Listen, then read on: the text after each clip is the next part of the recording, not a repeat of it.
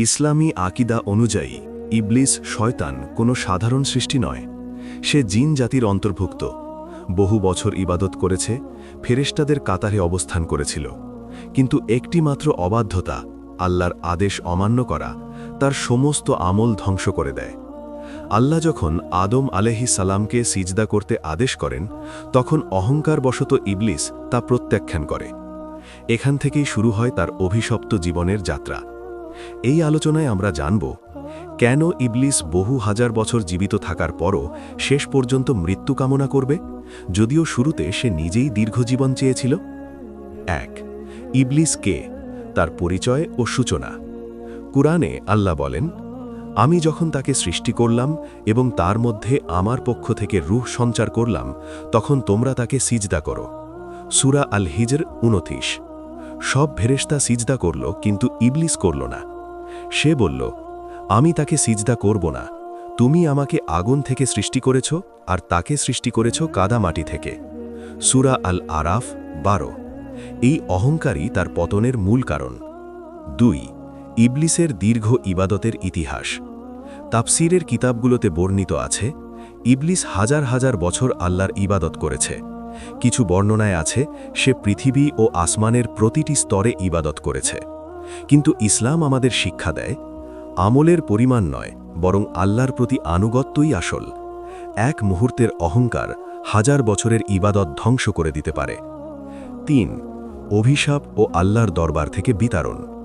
আল্লাহ বলেন, তুমি এখান থেকে বের হয়ে যাও, নিশ্চয়ই তুমি অভিশপ্ত। সূরা আল হিজর ৩৪। এখান থেকেই ইবলিস হয়ে যায় চিরশত্রু, মানবজাতির ও সত্যের। ৪. ইবলিস কেন দীর্ঘজীবন চেয়েছিল?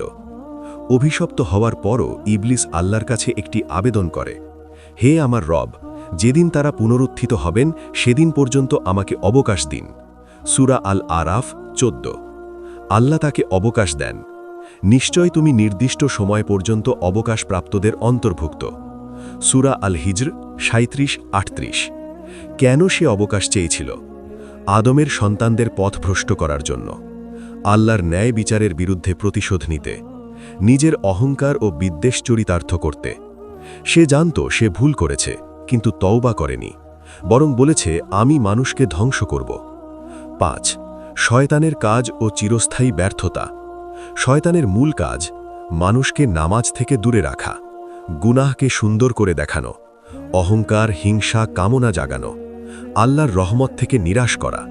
কিন্তু আল্লাহ বলেন, নিশ্চয়ই আমার বান্দাদের উপর তোমার কোনো ক্ষমতা নেই। সূরা আল হিজর ৪২। এটাই শয়তানের সবচেয়ে বড় পরাজয়। ৬. হাজার বছর পর শয়তানের মানসিক অবস্থা। এখন আসি মূল প্রশ্নে, এত দীর্ঘ সময় পর শয়তান কেন মৃত্যু চাইবে? কারণ ১. চরম ক্লান্তি ও ব্যর্থতা।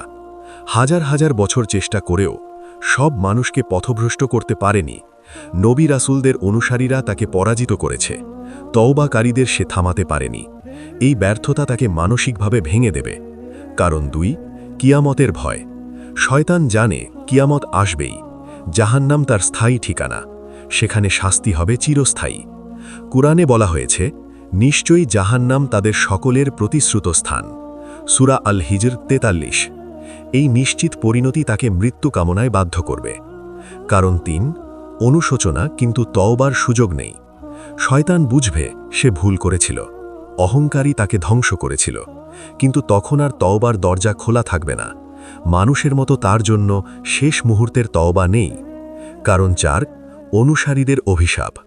কিয়ামতের দিন শয়তানের অনুসারীরা বলবে, হে আমাদের রব, আমাদের এই পথভ্রষ্টকারীদের দ্বিগুণ শাস্তি দিন।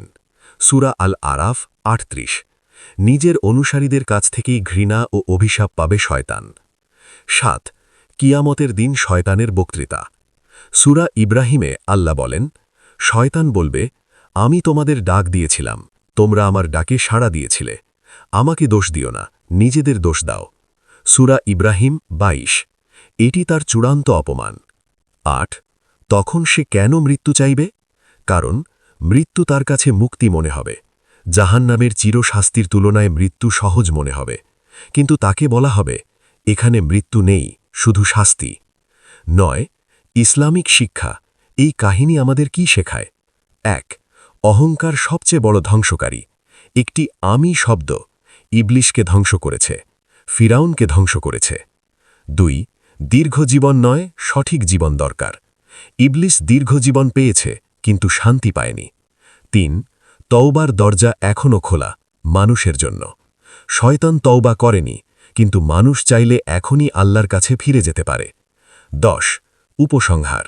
1000 বছর পর ইবলিস মৃত্যু চাইবে, কারণ সে বুঝবে তার যুদ্ধ ব্যর্থ, তার পরিণতি নিশ্চিত, তার কোনো আশ্রয় নেই। আল্লাহর রহমত থেকে সে চিরতরে বঞ্চিত। এই কাহিনী আমাদের জন্য সতর্কবার্তা। আজ তওবা করো, কাল নয়। অহংকার নয়, বিনয় বেছে নাও। শয়তানের পথ নয়, আল্লাহর পথ বেছে নাও।